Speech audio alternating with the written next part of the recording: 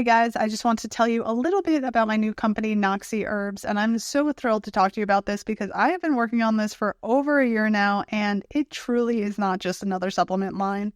It is a one-of-a-kind modular system designed to help support women at every stage of life, from the teenage years through menopause. So at Noxi Herbs, we have harnessed the power of Chinese medicine to create formulas that are tailored to your unique needs. Whether you're dealing with hormonal changes, menstrual irregularities, or the challenges of menopause, our formulas are crafted to help you find balance and vitality. The best part, our system is modular, meaning that you can customize it to fit your specific health goals. Each formula is designed to work synergistically so you can build a regimen that evolves with you.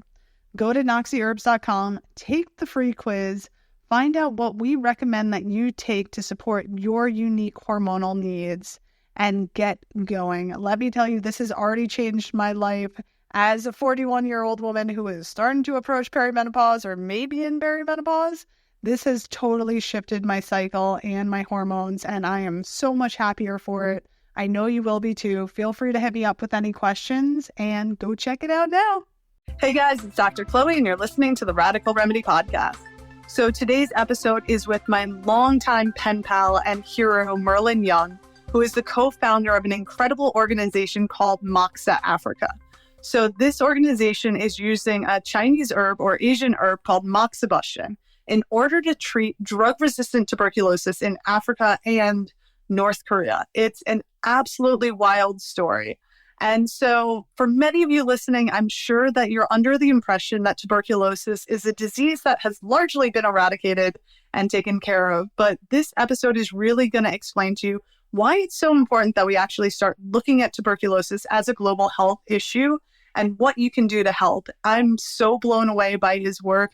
It's so inspirational, and I'm in awe of everything that him and his organization are doing. I think you guys are going to love this episode. Please let me know what you think. Please share with anybody that you think might be interested in this. It's really important to share the work that they're doing so that they can get more research done and hopefully help more people, since there are billions of people who have tuberculosis in the world. That's right, billions, and millions of people who are dying every year.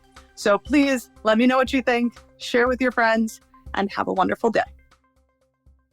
All right, everybody. Today is one of my very favorite guests that I can possibly have. Merlin Young is the co-founder of Moxa Africa. And as you heard me say before, it is one of the most inspirational programs that I've ever seen.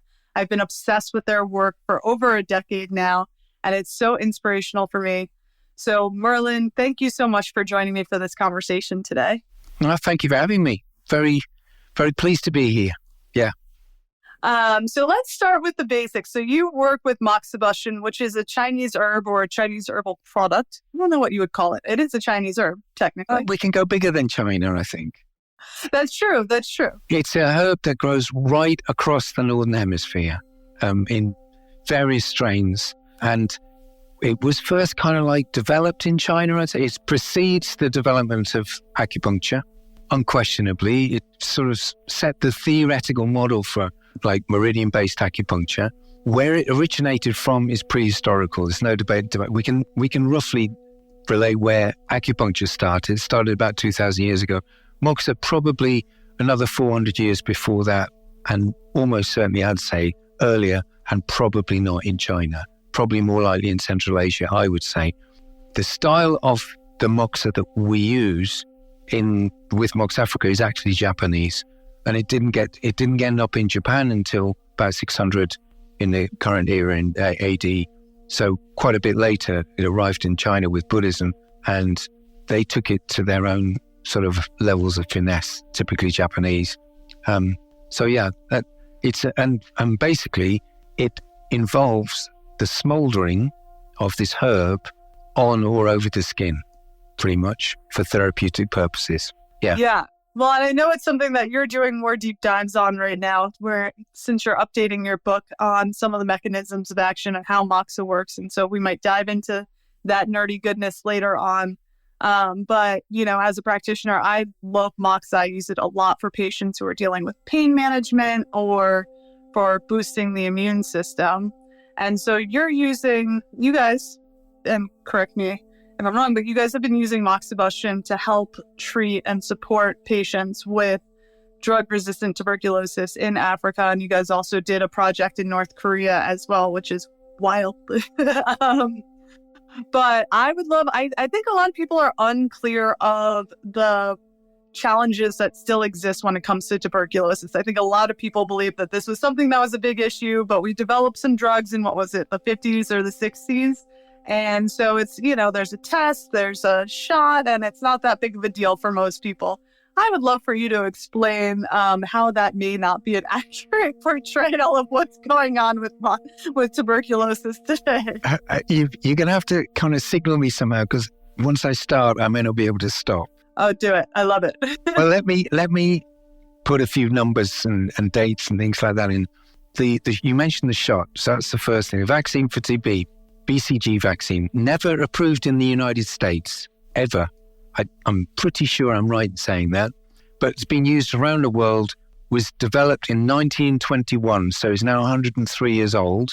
And the current estimates of the numbers, the proportion, the percentage proportion of mankind that is infected by tuberculosis, and I'll explain what that means a little bit more later, but that as carrying the bug in their lungs, is 25% of mankind. That's 2 billion people. So you've got a vaccine that's 103 years old, and you've still got a quarter of mankind, none of whom were born or anywhere near born in. Well, maybe a few of them were, but basically, this vaccine is not effective. Period. Yeah. So that's the first thing. The drugs arrived in about. I think the first drug was developed was approved in 1948.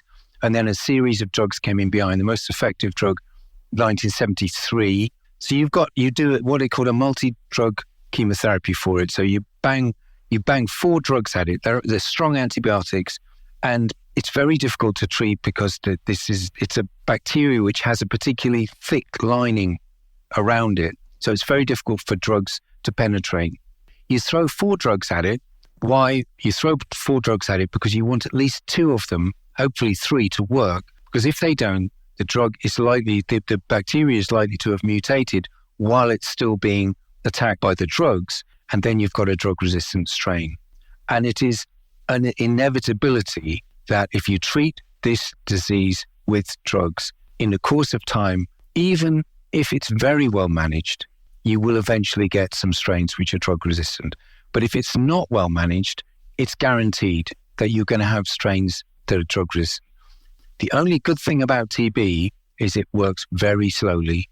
So swine flu, very fast. Monkeypox, very fast in terms of its ability to infect and develop a disease. TB works completely differently. So is it okay if I just bang on a little bit about how it works? Okay, please, so just like COVID, it's an airborne pathogen. Floats around in the air, you inhale it. It's not nearly so infectious as COVID. That's good news as well.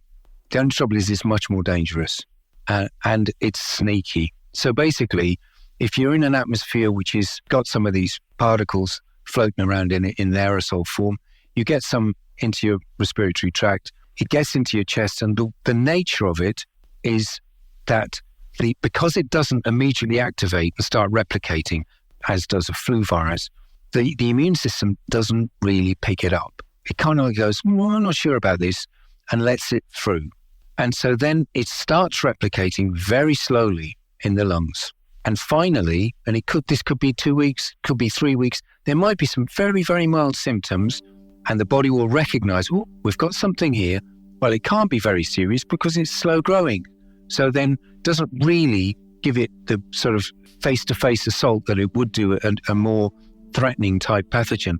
So basically, this thing is allowed to continue to very slowly replicate in this unthreatening way until finally the immune system wakes up and thinks, oh my God, we've got something here.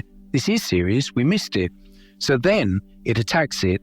And because of these thick waxy walls to the bacteria themselves, it can't destroy it. So what you get is you get a latent infection. They call it a latent, or it's been redefined as a subclinical infection. It's an infection that basically is in stalemate and doesn't actually produce any symptoms. You could pick it up with a skin test, which tells you that you've got antibodies. I think that's how it works anyway. And also you could pick it up probably with an X-ray, good X-ray. And that's where 25% of mankind is. It's gone down in the last 93. In the last 30 years, it's gone down from an estimated 33% to 25%. Good news. This is slow business. So if you expect to get it down another 25%, we've got it down for the sake of if these estimates are right, and they may not be. We've got it down 8% in 30 years. We've got another 25% to go. That's another 90 years. Do you know what I mean? On current, if we keep doing what we're doing, this disease is not going away. Meanwhile, second phase of disease. The disease is now in stalemate. So it's kind of walled up in the lungs, and it waits.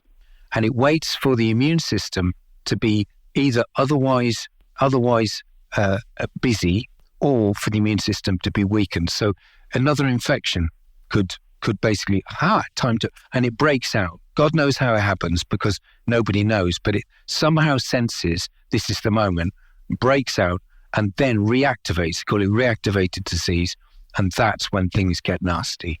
But even then, it's very, very slow. And normally, without any drugs, you'd expect 50 to 70% of people who basically have reactivated disease to die. So Let me wind back one step. So we've now got 25% of mankind infected, so they could potentially reactivate any moment for the rest of their lives.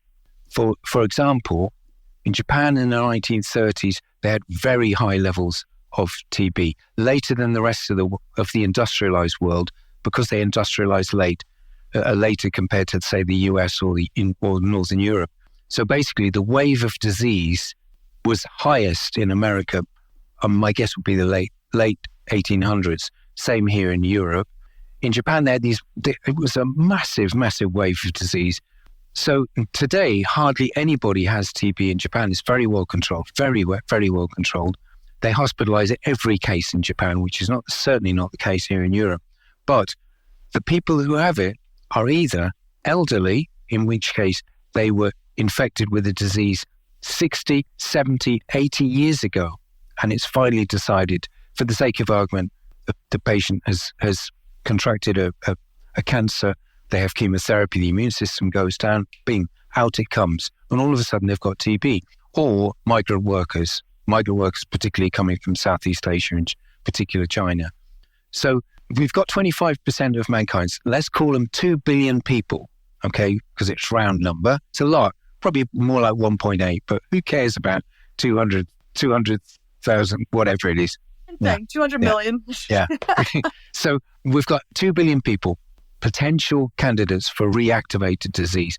Of them, statistically speaking, the likelihood is that only 5% of them will develop disease. That's a conservative. It's between 5 and 10 normally, they say. But of them, they will almost certainly, that reactivation will be predicated by another factor, which would be poor nutrition, poor immune system. It could be refugee status. It could be, but basically all of these things have one common factor. They're going to be poor. Almost all of them. Not all of them by any manner of means, but almost all of them will be poor. So it is absolutely fundamentally a disease of poverty, to the extent that, and again, I have these estimates, so I can't put my hand on heart and say they're definitely right, but they say that 98% of all mortalities caused by TB occur amongst the poor, the world's poor. And that would be poor in your country, in my country, or in lower income countries generally. You've obviously got much higher numbers. So it's a big, big problem. So 5%, roughly speaking, 10 million new active cases a year is what they're reporting. And they've been reporting the same thing for years and years and years without it going down. So they've made no progress, despite the fact, and this should shock anybody who's listening, that it was actually basically officially announced as what was it officially announced in 1993? See, this is the trouble. There's so many different diseases banging around. It was officially announced some sort of disaster in 1993 in Amsterdam by the WHO. That's 30 years ago, and the numbers basically haven't gone down in that period of time. It's an official recognition of a global threat to public health, and those numbers have not gone down. Compare it to COVID, it's an embarrassment. And so nobody talks about it. Why should they? They don't want to be embarrassed. So we've got 10 million new cases a year, okay?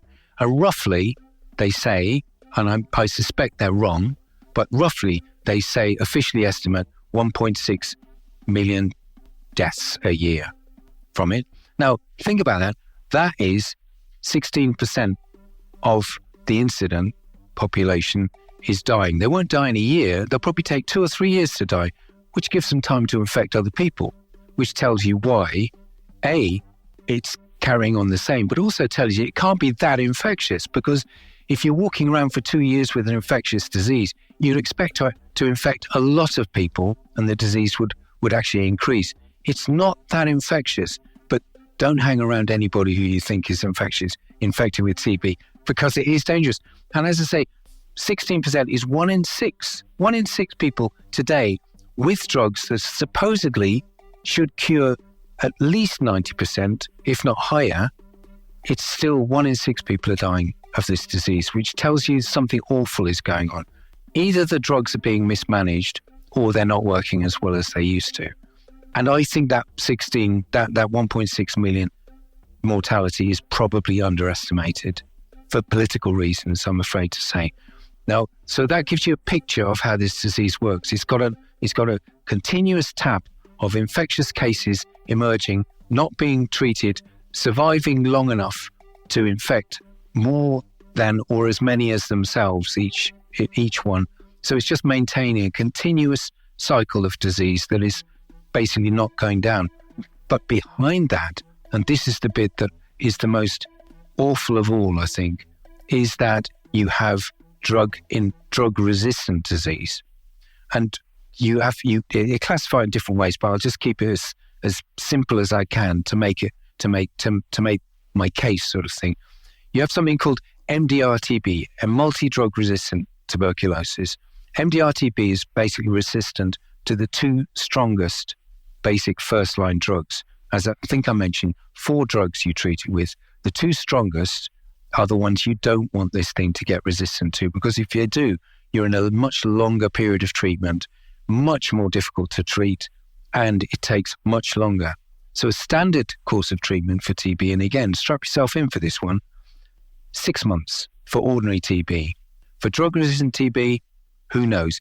They're playing with new drug regimens, but basically the classic one is 2 years. 2 years, and you take a lot of drugs, and you take an awful lot of tablets, which means that at the end of it, if you're lucky enough to survive, and the success rate of treating MDR-TB is pitifully small, if you're lucky enough to survive, you may well be deaf permanently, unless you have a cochlear implant, which in these sort of countries where these people are living, you're unlikely to get, frankly. Or you may have at least experienced psychosis. You may be blind, actually. So there's all sorts of things. And one thing you're guaranteed to be, your immune system and your whole functioning constitution will be weaker than it was before you started because of all the drugs you've been taking. That's not rocket science, you know. So it's really, really difficult to treat. Now, the estimate of the proportion of the global pandemic, and it's not actually officially classified as a pandemic. Don't get me started on that one. But again, that's political. It is a pandemic, but it's not officially classified as such, because if they did, they'd probably have to mobilize resources they haven't got to counter it. So basically, you've got this awful drug regimen that you have to take, and of the proportional percentage of the 10 million cases every year is reckoned to be 4%, because they're saying, roughly speaking, 400,000 new cases of MDR-TB emerge a year. Okay, I get that. But, and there's a big but, and unfortunately you need diagrams really to explain this, but basically you don't have to be a rocket science epidemiologist to figure this one out. That number is basically not officially increasing every year. It's estimated anyway, because we don't know, is the truth, because they haven't got enough drugs, anywhere near enough drugs to treat that many. They treat probably a quarter of that number a year. So They treat a quarter of that number a year, which means that 3/4 of them get away, which means that 3/4 of them remain infectious until they die. Well, that's a bad sign for any disease if you want to contain it. Meanwhile, they reckon that they're finding that sometimes the estimate goes down a little bit, unfortunately, but they find roughly 60% of all TB cases. So of the 10 million TB cases emerging each year, they're finding and treating 6 million of them. And the success rate for treating them is at 85%. Okay. Now, if you're only finding a quarter, and it's probably less than a quarter of the MDR TB cases, and your success rate of treating them is around about 50%, then, but with all the rest of the TB cases, the easier to treat TB cases, you're finding 60% of them, and you're actually successfully treating, say, 85%. It tells you one thing: if the overall disease is stabilized in terms of the numbers spitting out as new infectious cases every year, more and more of them must be MDR TB cases, and yet they're not being estimated as such. And it just doesn't make sense. The only explanation is if the strain of disease which is drug resistant is in some way less virulent in terms of its capacity to infect other people. There has been a case made by some people, and I would suggest that they are more inclined, the people who promote this idea that this is the case are more allied to the powers that be in Geneva and the WHO than others who suggest the opposite. And yet nobody wants to really shake the tree, rattle the cage or anything, because ultimately the resources required for treating MDR TB are of a different order to treating ordinary TB. And that's really a summary of the situation. And every year the WHO produce a big report on it. And every year I look at it and I'm thinking that just doesn't make sense. It doesn't make sense. And anyway, particularly with COVID, if you think about COVID, what you needed with COVID is you needed a vaccination program. Bingo, that goes, your TB vaccination program's gone, as effective as it might have been, which isn't much. You need to case find and treat. The only people who are expert in case finding and treating in lower income countries are the TB programs. So divert all the stuff away from TB. We're on COVID now. We're on COVID. The UN's telling us we've got to manage this. We've got to manage this. So basically, TB was just let slip for 18 months, 2 years. And anybody who knew about it was going, whoa, hang on a sec, we've got a problem here. And now the problem's been and gone. Again, the only good news is at least TB works slowly. Otherwise, it would have been a real catastrophe. But as it is, the numbers have yet to emerge about what's happened since COVID. But the numbers must have gone up. The mortality must have gone up. And the drug resistance must have gone up because a lot of people's drug courses would have been stopped in the middle of that 6-month period, in which would have allowed their strain of TB to potentially mutate to become resistant to the drugs used to treat it. It's a nightmare. It's totally a nightmare. And I think that's one of the reasons why so many people don't know about it or go into it, because it's one of these problems that's so seemingly insurmountable that it's sort of like, well, how could we possibly even get this under control once you really sort of understand the scope of it, as you've laid out so beautifully. A couple of things I want to tease out from some of what you've said are, one, just how quickly tuberculosis mutates. It's really incredible. As you said, it can mutate within somebody's body while they're getting treatment if they're not getting the right treatment or if they're not getting it consistently. I do believe the first case of drug-resistant tuberculosis happened within a year of the release of the first drug for tuberculosis. So it's really fascinating how quickly it evolves. But compare that to the coronavirus. This is slow stuff. Because coronavirus is, you've got strain after strain after strain mutating. And the coronavirus wasn't meant to mutate that fast when they first were talking about it. Coronaviruses, they don't mutate that fast. So compared to other pathogens, this is slow, but it's inevitable. But dangerous. I mean, it's wild how much challenge it is. And then, so I'd love for you to speak. I know you guys have done a lot of work in Africa. There's a massive tuberculosis epidemic in in India, in different other parts of Asia, with all of these medications. So as you said, if you have drug-resistant tuberculosis, you're taking generally 4 to 5 different medications for a minimum of 2 years, from what I understand, somewhere around that. Sometimes it's longer. 6, yeah. Sometimes it's more. But getting these medications and these resources, I believe, is very, unstable. It's very difficult to get these resources consistently in many countries, in many areas, which then potentiates the issue of the drug-resistant tuberculosis, because if you're not getting the medication steadily, then the disease is going to evolve, right? So what are some of the issues that you're seeing sort of in Africa and in the places that you guys have been working? Like, what's potentiating these challenges to have the accessibility to the medications consistently? Is it just poverty? Are the medications not available as often, or what's sort of going on with that? Well, to introduce a basic context, global authority-wise, you've got the Global Fund for treating for TB, malaria, HIV. Okay.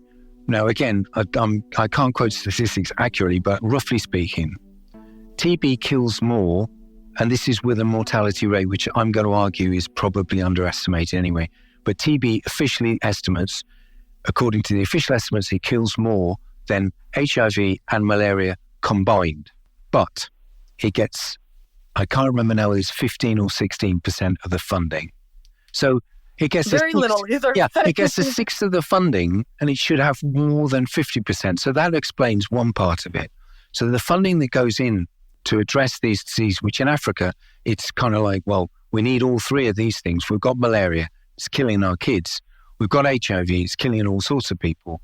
But HIV is much, much better managed than TB. And where you tend to see is where the TB is managed the best, it's because of the HIV resources that are allocated to it, because these 2 diseases overlap so much. So you've got this basic resource problem. And one of the first times that I was in Kampala in Uganda, we were working with this amazing TB sister, really faced the individual.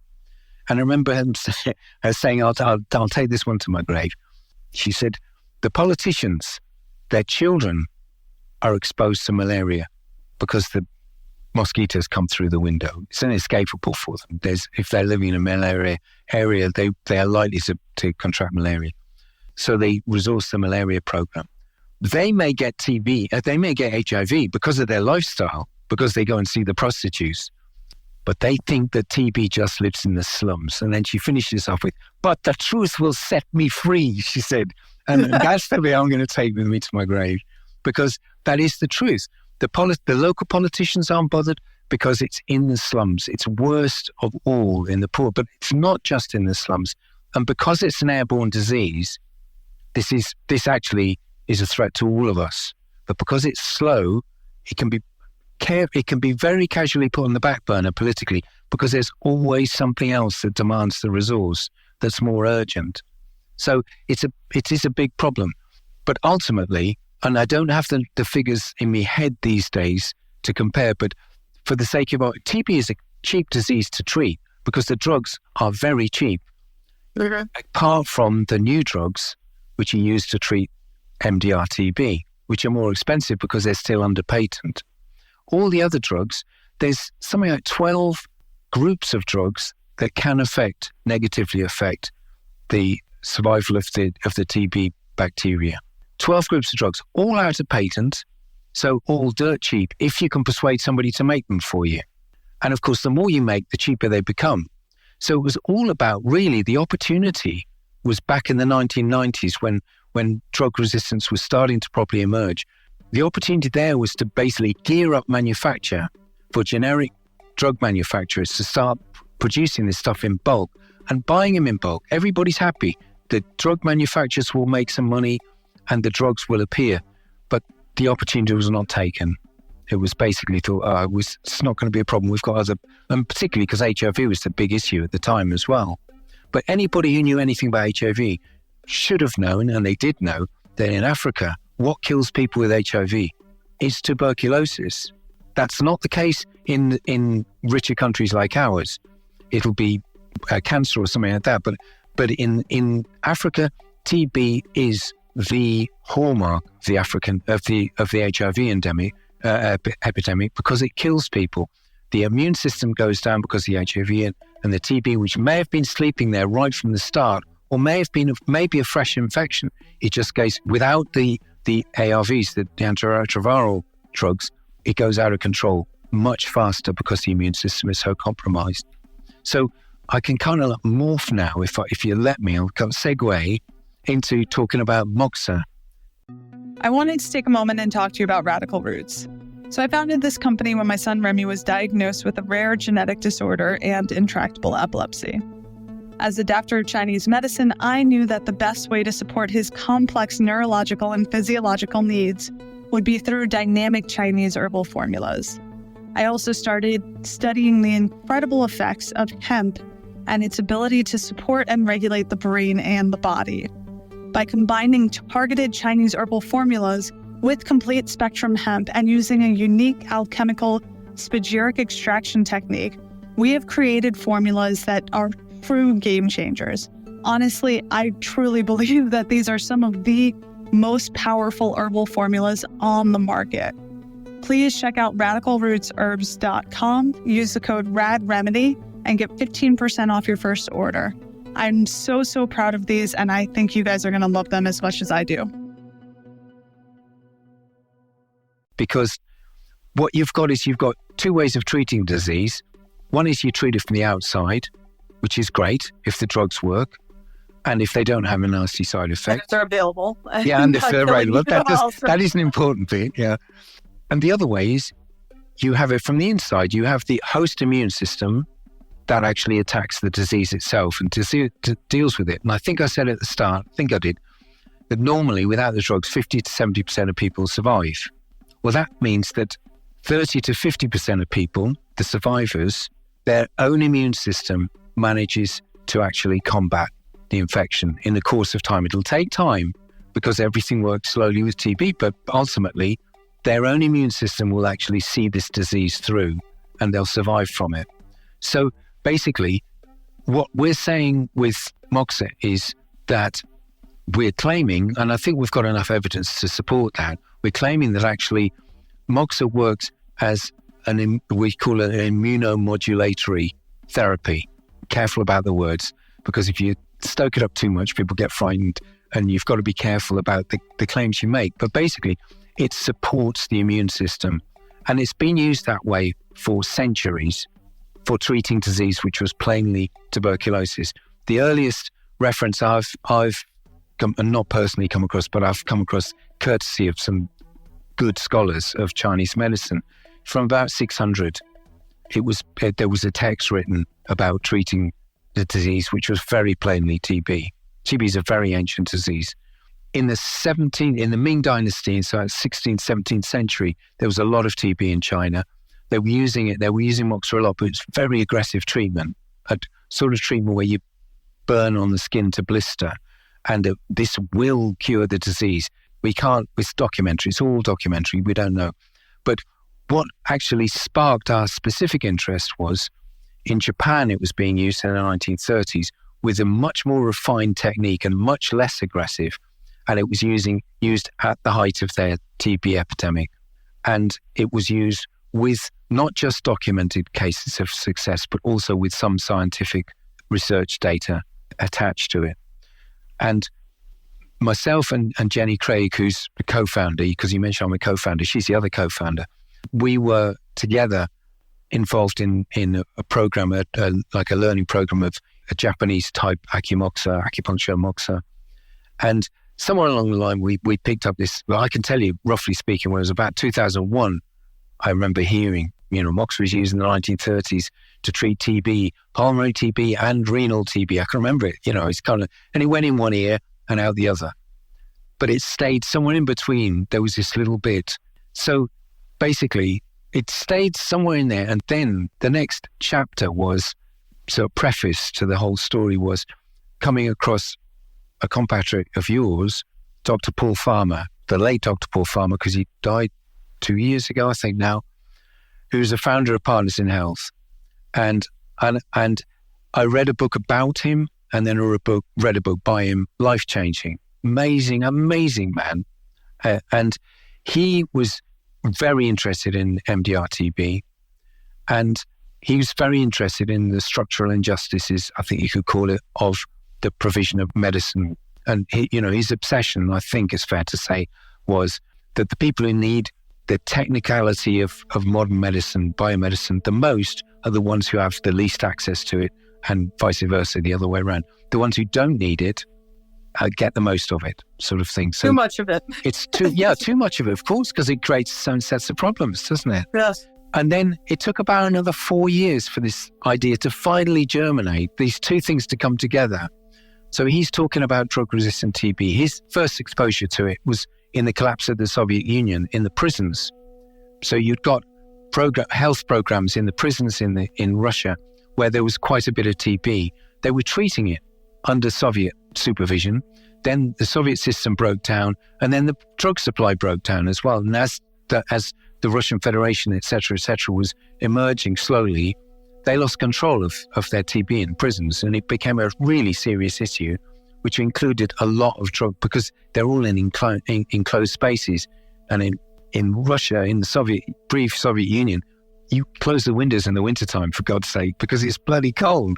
Oh, yeah. So he was first really exposed to it there. And today, the proportion of drug resistance that is still happening, the proportion of TB disease which is drug resistant, is as high as 50% in some former Soviet countries. Georgia, I think, is particularly bad. I think Kazakhstan is particularly bad. And so basically that's the future of TB, or it may be the emerging reality of TB already, because we're not going looking for it. So with Paul Farmer's insights into it, and the fact that, it was used in the 1930s in Japan, supposedly with some scientific evidence and some documentary evidence, and the fact that the first TB drugs didn't appear until 1948, which is later than 1930s, here we go. If this simple treatment was being used successfully to treat this disease when there were no TB drugs, then would it help when the drugs aren't working? So that was our basic premise. And we have every reason to suggest now that is the case. It can be used when the drugs aren't working at all. In other words, you don't have the drugs. You could throw this treatment at it in the hope that it might contain the infection and even preserve life.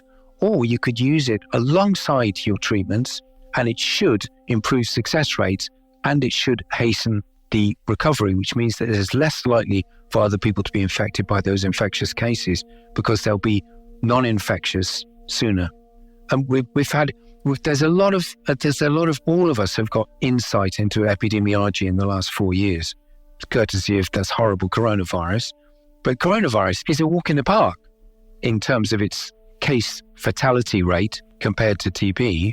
But the money that got thrown, this is where, talk about structural injustice. The money that got thrown at the coronavirus is beyond off the scale compared to the money that is continuously getting thrown rather ineffectively at TB. And until they do something about that, TB is going to rumble on. And as the world, unfortunately, is becoming more unequal at the moment, poverty rates are increasing, sadly. They weren't for a while, but they are. And also, you've got more people displaced. Every year, you've got more people displaced. I can tell you for a fact that the amount of MDR-TB in Ukraine must be going up because of the war, because it already had a probably, on top of my head, 20 to 25% of cases in Ukraine were probably MDR for all TB cases. So, these factors all come together. And so if it's okay, I'll jump one step ahead. If I'm doing it, you can slow me down or speed me up. No, keep going. Okay. I'm obsessed with this whole story. I think it's so important, and I love how you tell it. So please keep going. Okay. Well, now I'm going to basically try and explain how we think Moxa works and what justification we have for saying that. So basically, we're pretty sure that Moxa works because it promotes a healthier immune response pretty much to any infection. It's very difficult to demonstrate that, but we've got data which suggests that based on three randomized controlled trials, all of which are questionable, which is fine because any single randomized controlled trial should be questioned unless it's got huge numbers. And even then, they're often flawed anyway. So behind what I'm going to say, I'm going to make these claims, is they need to be tested. They need to be tested again and again and again as fast as possible, because if what I'm saying is true, they could save an awful lot of very, very vulnerable lives who will die otherwise because of this disease. So our first foray was in Uganda with the help of, the study was run by Makerere University School of Medicine. Makerere University is probably the best university in East Africa. So it's not any old university, it's a good university. And they ran a study. We weren't allowed to include drug-resistant cases because the university's ethical board said no, for good reason. I won't go into that. Good reason, perfectly justifiable. So they enrolled two sets of 90 patients, all of whom had fresh TB, 90 of whom they put on their standard TB drugs. They're all drug susceptible, so only 4 drugs for 6 months. So 90 on their 4 drugs and 90 on the 4 drugs with Moxa. So nobody was getting just Moxa. Which again, ethically was an appropriate way to address this. And then we compared success rates, which should be high anyway, because the TB drugs should, under a well-managed treatment program, you should be getting 90% plus success rate.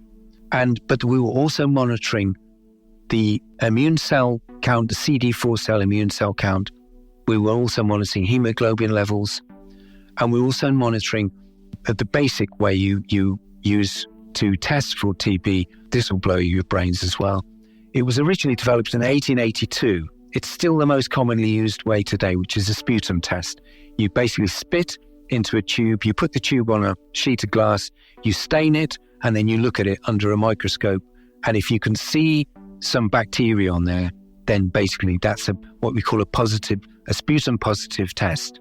So they were testing at the end of 2 months, 1 month and 2 months, to see whether, normally you might test at the end of 2 months. If you get a sputum negative result, you know the patient is no longer probably infectious, but you still keep taking the drugs for another 4 months, because that's how long it takes to clear the whole infection from the body, you hope.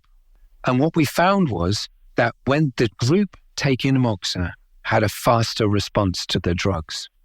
And again, not rocket science, because they're getting the drug attacking the disease from outside, and they've got a stronger immune response from inside.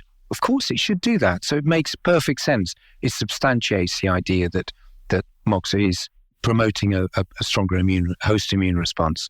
We also got better hemoglobin levels, which suggests that compared to the drug. We also had better CD4 count, but that was not, and when the data was analysed, it was not what they call statistically significant, which means you can't make a claim of efficacy.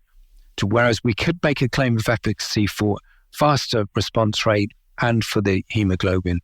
The data looked good to me, but I'm not a biased statistician, so I never understood how it worked out.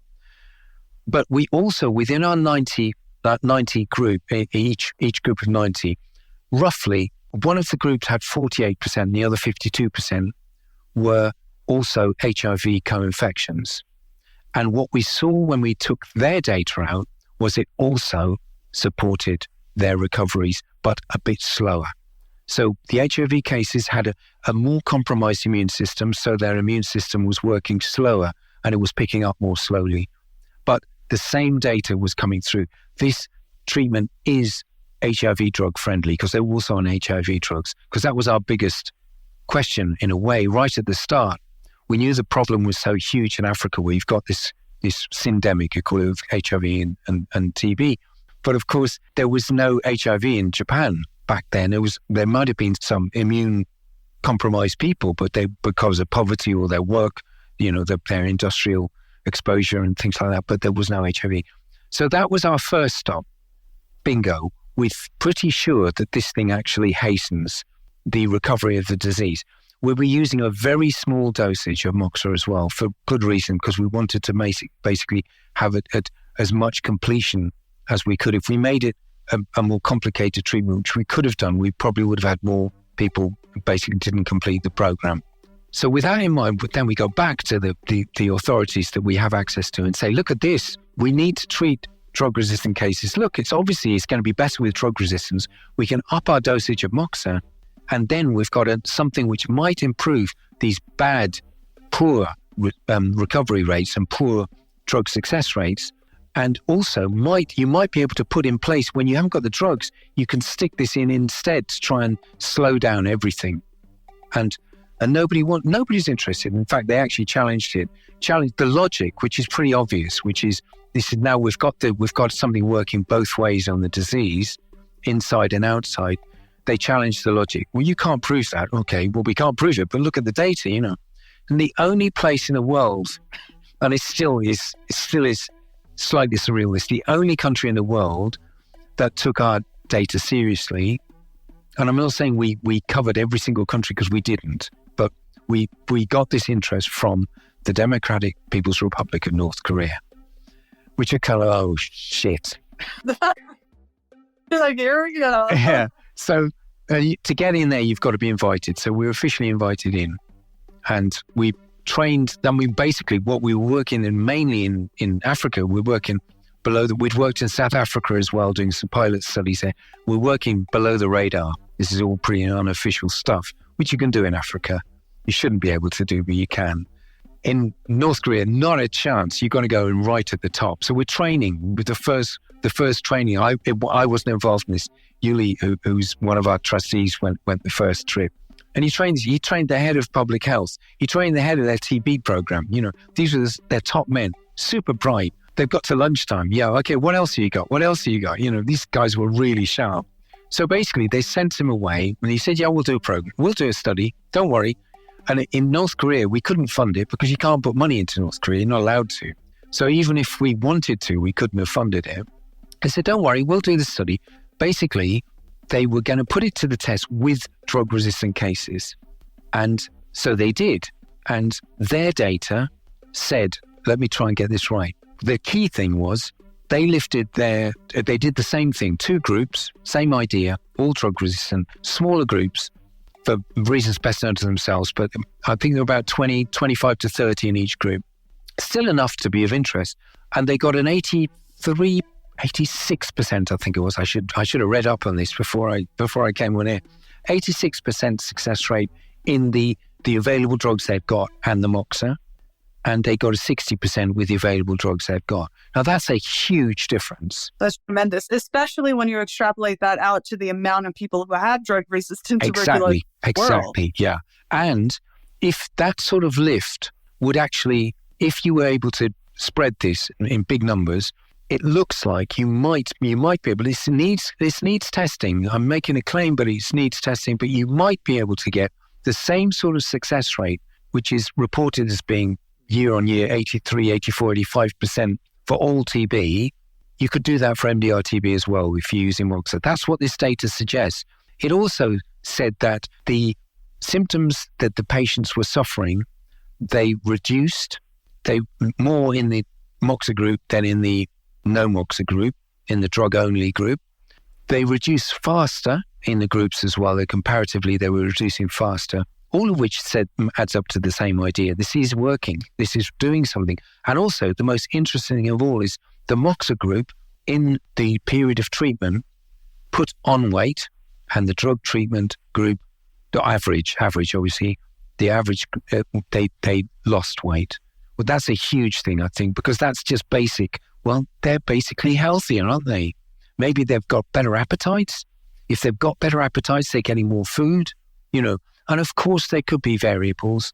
And of course, these data should be questioned. But that data is, I think, of an enormous significance given the state of the world that we live in. Because, yes, you could develop another drug. But there are 2 new drugs that have been developed since 2012 and approved for treating MDR-TB. One in Japan, and one was originally developed in Belgium, but it's part of Johnson & Johnson now. But there's not enough of that drug to go around because they cost too much money.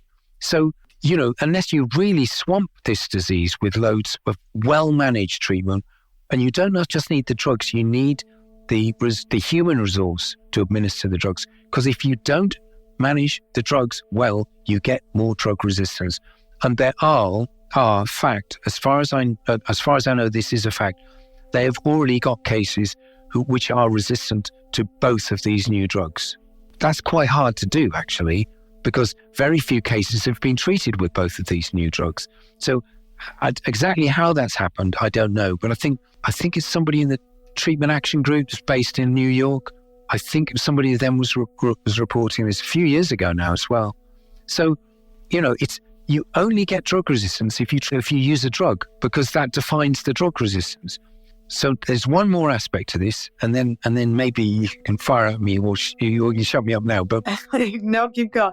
They did one more study, the North Koreans. It took them a little bit more time, but you've got this aspect. If you wind this talk back now, we're talking about subclinical or latent disease, and I'm saying that 25% of mankind may be suffering with this. So basically, the risk factor for your latent disease breaking out is increased if you are exposed to somebody who is infectious. Don't ask me exactly why, but this is statistically apparently the case. Now, if you have latent diseases, if it was tested in the States, say for instance, somebody in your family has got TB, they'll test everybody. They should test all the contacts. And basically they'll say, oh yeah, you're latently infected. Generally speaking, you'll take one drug, isoniazid, which is one of the two of the strongest TB drugs, and you'll take it for 6 to 9 months. One drug, and they call it IPT, isoniazid preventative therapy. Okay, it's the most commonly used. It's cheap, very cheap drug.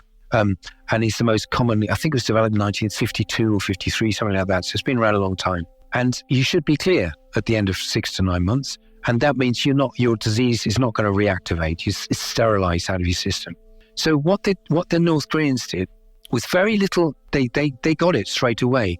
If this works from the host immune system, then could it actually stop this risk factor developing, similarly to how the isoniazid appears to do? So what they did is they got groups of people who were known to be close contacts of infectious cases, of known infectious cases, and this time they didn't do one drug and one drug with Moxa. They compared the two, which possibly in the modern era of drug research might be questionable. It might be that you would say that's not unethical. If there's an approved treatment, you should always use it. But that's not what they did. They did it directly comparing the two.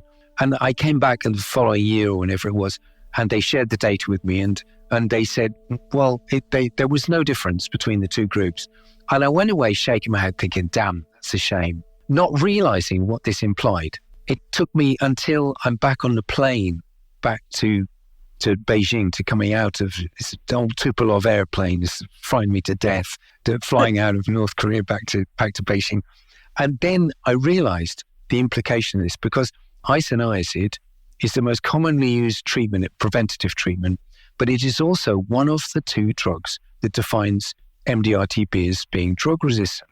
Now, I've got to try and explain this as easily as I can, but basically, we never know. You can test for a latent TB case. As I said, you can do it with a skin test, and there's another test they've got now. But no test will tell you if your latent infection, the one that's sitting in your lungs, walled in by your immune system, waiting to break out, there's no test that can tell you what strain of TB that is, whether it's a drug-resistant strain or not. So when you treat it with isoniazid, if it is an MDR-TB strain, logically, the isoniazid shouldn't be able to touch it, because by definition, the MDR-TB strain will be resistant to isoniazid. So you should anticipate that if you're living in an MDR-TB hotspot, downtown Cape Town, and 15% of your cases that are emerging are MDR-TB, for the sake of argument, then you can anticipate that 15% of your latent TB infections are also MDR-TB. And kind of like it might be higher. It's more likely higher than lower, put it like that. But I would say logically anyway. So basically, you cannot expect your IPT, the isoniazid preventative therapy, to have any effect at all, and you're shooting in the dark, and actually you might be stoking drug resistance by doing it. So when the authorities in North Korea said there's no difference between the two, it said basically what they were saying is, you've really got something here, because you can treat it alongside the IPT. You'll probably get the IPT to work better in the people who are their strains are susceptible, but the ones who aren't susceptible to the isoniazid should still not break out with a reactive disease at the same rate as a comparative with isoniazid. Wow, because that is an epidemiological game changer. Now, that's the long and the short, and it's the long, I know, appreciate it's the long, I'm sorry. But that's the long and short of the data that we've got. But then finally, I want to just add in the cost, because this stuff is cheap. It's That's really what I was cheap. about to go to, yeah. So at general cost, I'm sure we could do this. If you were to basically set up a decent industry and get this, because the industry actually, the Moxa industry in Japan, for instance, is actually on its knees at the moment. But it costs around about $10 to put a course of treatment for 6 months for ordinary TB. Maybe $20, $25 for the MDR TB. And it would be $10 for treating the latent TB. That is not expensive by any drug program. And the beauty of it for treating for latent TB is you can teach the patient to do it themselves. With drug-resistant TB, there are points on the back because it's a bigger dosage. There's a points on the back. And so you need somebody to actually do the treatment on the back. In South Africa, we tried using family members. It worked sometimes, it didn't. The health workers were much better. We trained the health workers, the idea being to train the family members to do it. But we found the health workers tended to be much better at it. So we haven't cracked that bit, but there's no reason why that shouldn't be the case. We've just got to figure out ways to motivate people to do it. If you motivate people and you give them agency, that's the beauty of it. You give them agency of their own health, because most people who are your kind of like classic TB case, they have very little agency over their lives. You know, they're living in poor conditions. Their work is coming and going. Their nutrition levels are very poor. So everything is going, a bit out of control. They may well be the breadwinner for a family, which makes even more, that's the catastrophe. That's the catastrophe for TB. It doesn't just affect individuals. It affects family, because where you have no social network of support, then basically they're in big trouble. They're in really big trouble. So whole family's in trouble, and the whole family may get infected as well. It might also be helpful to have other family members who don't have active TB using the Moxa in order to prevent them from contracting it while they're in a small home together, trying to support family members. And they could support each other through the whole thing. Yeah. And having been witness to some of the levels of poverty that, my experience of this is limited, believe me, but having been witness to some of the quality or lack of quality, whatever the word is, of the poverty that can exist in the world. Geez, this is the idea that we can just buy our way out of this when we don't want to buy anything for these people anyway, because they don't matter. They don't matter to us because we don't think about them. They don't matter to us because we don't even really acknowledge the disease. This is the most infectious pathogen on the planet in terms of its lethality. There isn't one that was more. For a short period of time, COVID took it. For a very short period of time, COVID took it, like a couple of months. And before and after that, TB is the most lethal infectious pathogen on the planet. There was a period of time when HIV took it, but actually they weren't counting the TB deaths that were HIV co-infected in the numbers. They would only attribute it to one disease. And HIV got the shout because it was getting the attention at the time. So all the way through this, TB has been the most infectious pathogen, the most lethal infectious pathogen affecting mankind. And that's a terrible stain on us as a species, because it's been curable for 50, 60, 70 years, and it's had this vaccine that doesn't... It is infectious. It is very effective on children and should be used for children. It can protect for a short period of time. But above me on that, they've known since the 70s it's a very ineffective vaccine. And which is why, I guess, it was never approved in the US. Somebody actually figured that one out pretty quickly, So, and it also, it's a stain on biomedicine, because biomedicine is it's ignoring not only the scale of the overall pandemic, which they won't even call a pandemic, but they don't even properly acknowledge the scale of the drug-resistant pandemic, which is a pandemic because it, by definition, is a new disease, and new diseases can be defined as pandemic.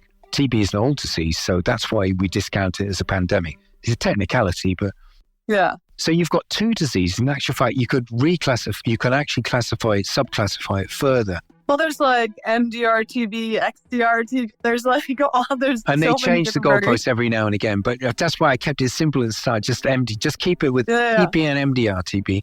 But it's just being ignored, and it shouldn't be ignored because it's, and also and if I've got this wrong, and I don't think I have, it is that we hear about antimicrobial resistant disease these days, AMR, and they frighten us about it, quite rightly, to say, well, it could be you could have a replacement hip operation in 10 years, and it would normally be you're in and out, you get an infection, the infection is resistant to all the antibiotics they've got, bingo, you're in trouble.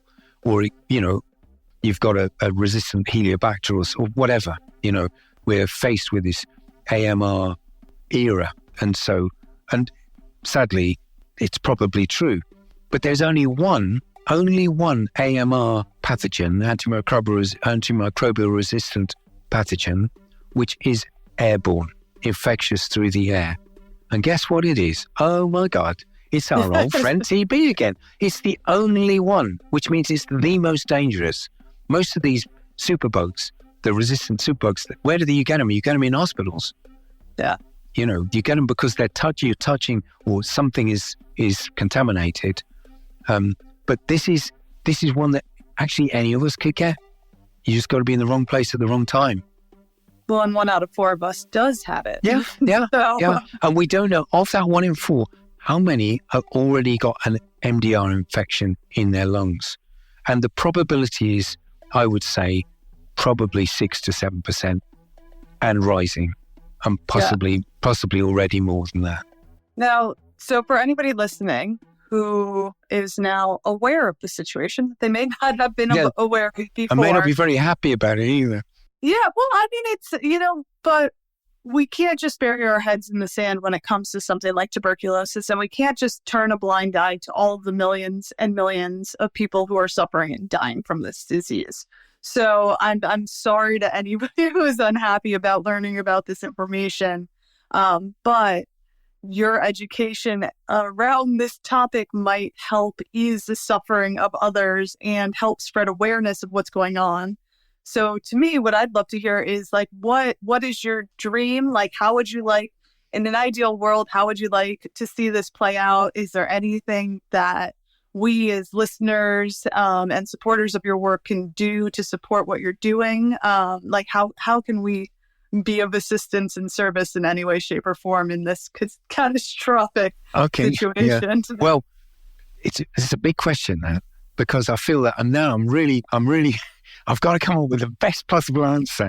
No. So the best answer I've got is to try and put it in context again. We've been at this for 12 years.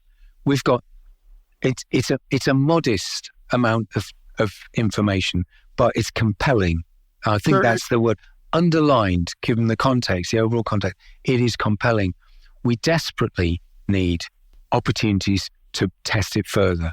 And the sort of agencies which I think personally, and I don't know all the agencies involved in it, but the sorts of agencies that I think would be most appropriate would be to run small pilot studies in different countries under the aegis of the likes of Partners in Health, Médecins Sans Frontières, who basically already do work in MDR-TB and do valiant work.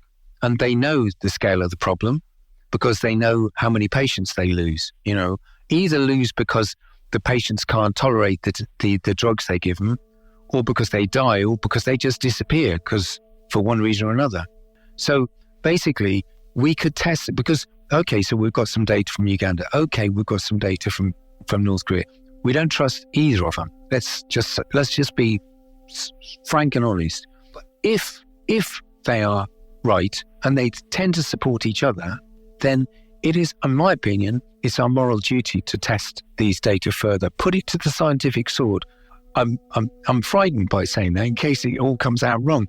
But these agencies, they're working in the most god-awful places. I hold them in the highest esteem, and they run MDR-TB programs, both of them. And I'm sure there are other agencies that can do it as well.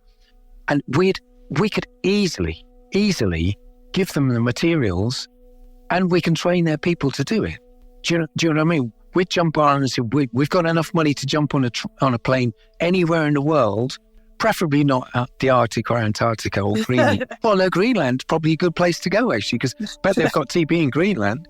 So, but basically, we'd go anywhere in the world to try and train health workers, to try and allow them to set up their own little pilot studies. We need pilot studies in different environments, one in India, one in Kazakhstan, one in Romania, one in Angola, and all over, spot them all over the place, wherever they've got a program. Only a small pilot study, tell their people to basically try this out and feedback. Is it working? Is it reducing the side effects of the drugs? Does it seem to help people recover quicker? Any way we can recover data, and then we've got a compelling reason to actually then go back to the bigger global authorities. I know the UN knows about this. I know the WHO knows about this, but we've got no positive engagement with either of them. I know Partisan Health know about it, got no positive engagement. I know the Stop TB Partnership know about it, because everybody's frightened of getting involved with a bunch of cowboys, and I understand that. I fully understand that. But by the same token, what have they got? What they've got is failing, and it's a disaster area. And last year I was in a MDR-TB hospital in Durban in South Africa, and basically they told me, it's okay, we've got everything under control. I know that's not true, but they have to say it because somebody's paying them to say it, basically. We went to Angola, and we went to their big TB hospital in Angola, and we literally camped out in the director of the hospital's office for a day. And for a day, he avoided us. It is that bad.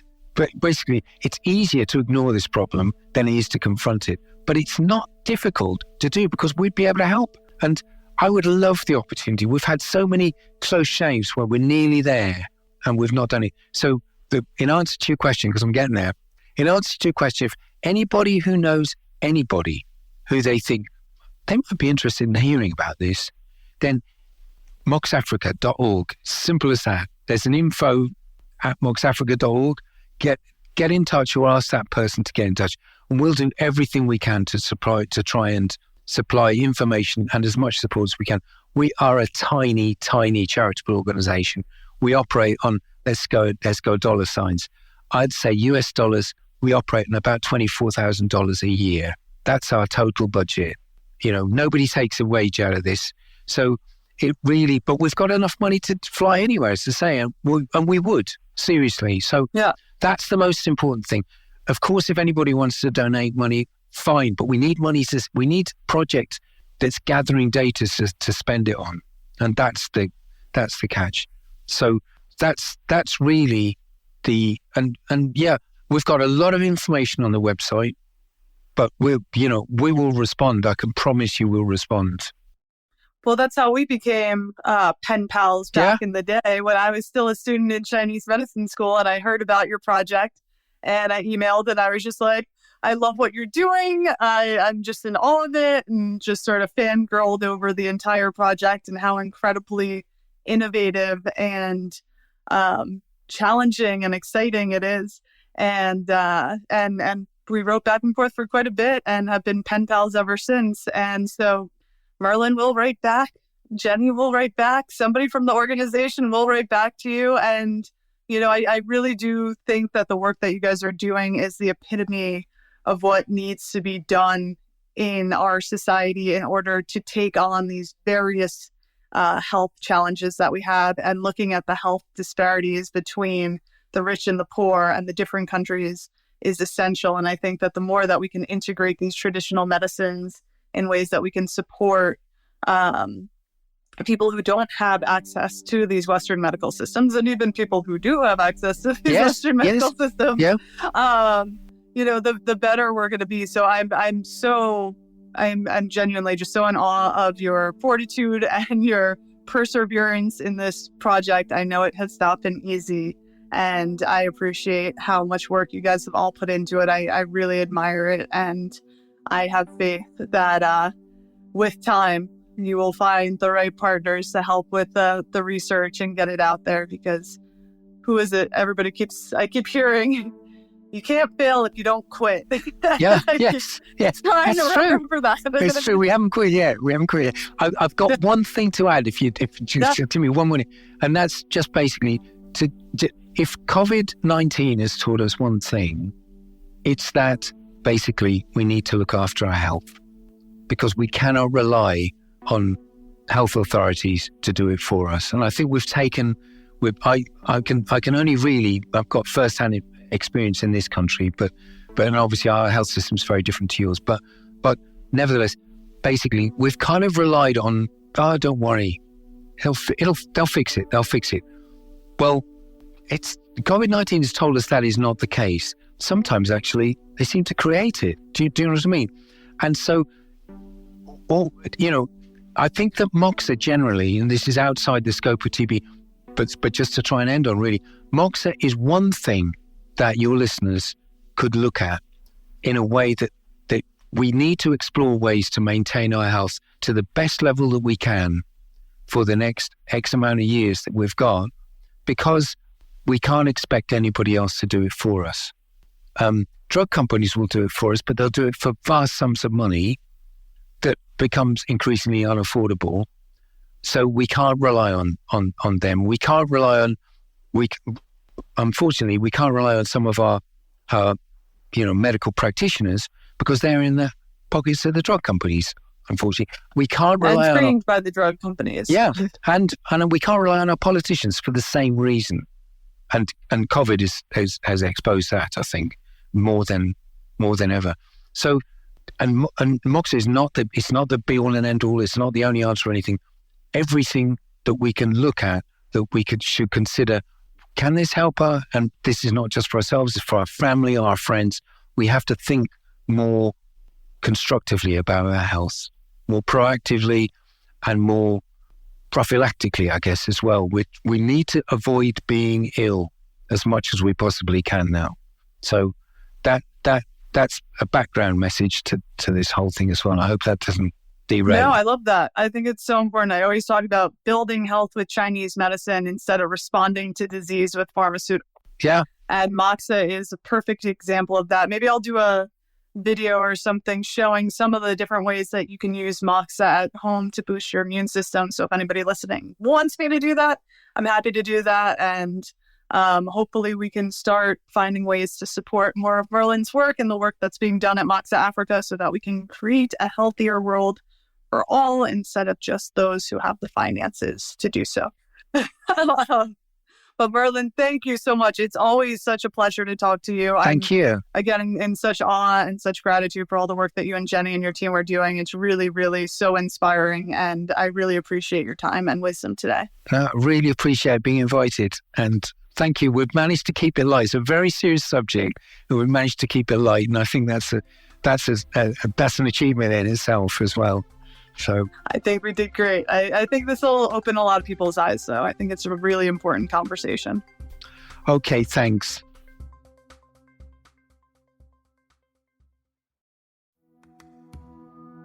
Thank you for listening to the Radical Remedy Podcast. The Radical Remedy Podcast is for general informational purposes only and does not constitute the practice of medicine, nursing or other professional healthcare services, including the giving of medical advice, and no doctor/patient relationship is formed. The use of information on this podcast or materials linked from this podcast is at the user's own risk.